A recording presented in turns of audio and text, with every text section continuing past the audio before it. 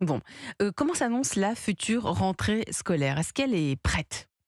Alors elle est prête et chez nous, elle est prête effectivement depuis un certain temps Quand puisque vous nos dites un certain temps, ça veut dire depuis l'année dernière, depuis le septembre dernier? oui, même avant parce que nos équipes marketing et nos équipes recherche et développement, qui sont à l'origine des produits là des quelques produits que j'ai amenés avec moi, travaillent à 2 ou 3 ans avant le lancement de ces 3 nouveautés. ans avant pour les fournitures scolaires? Et oui, pour le développement d'un produit, dans sa caractéristique industrielle, jusqu'à sa mise sur marché, c'est entre au minimum 1 an et demi et 2 ans.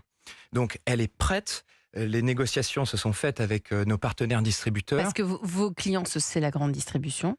C'est principalement, alors en France, c'est principalement Principalement. la grande distribution. C'est plus de la moitié de notre chiffre d'affaires en France qui est réalisé avec effectivement les partenaires distributeurs de la GMS, GSA, Mmh. mais c'est également de la grande surface plus spécialisée. On en parlait tout à l'heure avec, Hors antenne, hein, tout à l'heure, c'est hors antenne. avec Léo, pardon, hors antenne.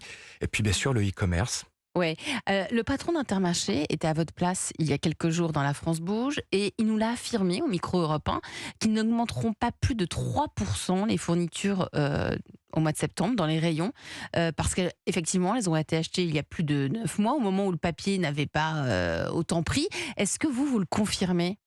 Alors, j'essaie d'être simple et rapide, mais il y a 9 mois, les matières premières étaient au plus haut.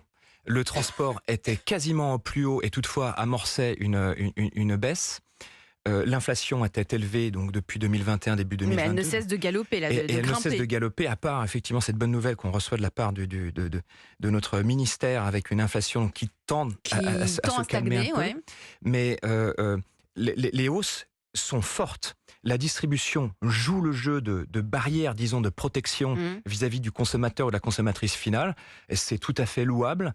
Je crois que les industriels et fournisseurs que nous sommes ont particulièrement joué le jeu en passant des hausses de prix qui sont dans cet ordre d'idées. Donc vous nous dites que les fournitures MAPET, vous les avez augmentées de 3%? Alors, c'est à peu près la hausse que l'on a passée en 2023, et j'insiste sur une idée selon laquelle 3% ou 4%, c'est de toute façon très loin de ce que nous aurions dû passer, Vous aurez dû passer combien?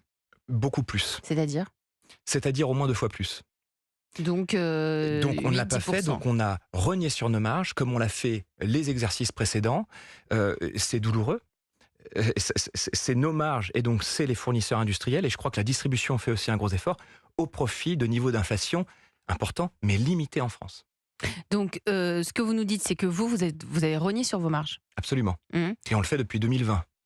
Mais vous êtes pas dit on va quand même y aller, nous on a besoin de gagner notre vie, tant pis qu'est-ce qui fait que vous avez serré la ceinture?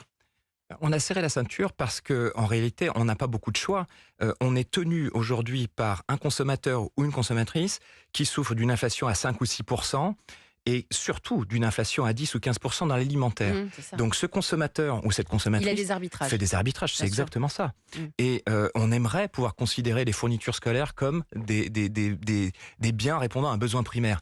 C'est pas tout à fait le cas, en tout cas hors saison, hors rentrée des classes. Et donc l'arbitrage, il se fait sur l'alimentaire, le textile, et naturellement, hors rentrée des classes, eh bien le niveau d'engagement ou de consommation de nos fournitures scolaires, eh bien il est moindre.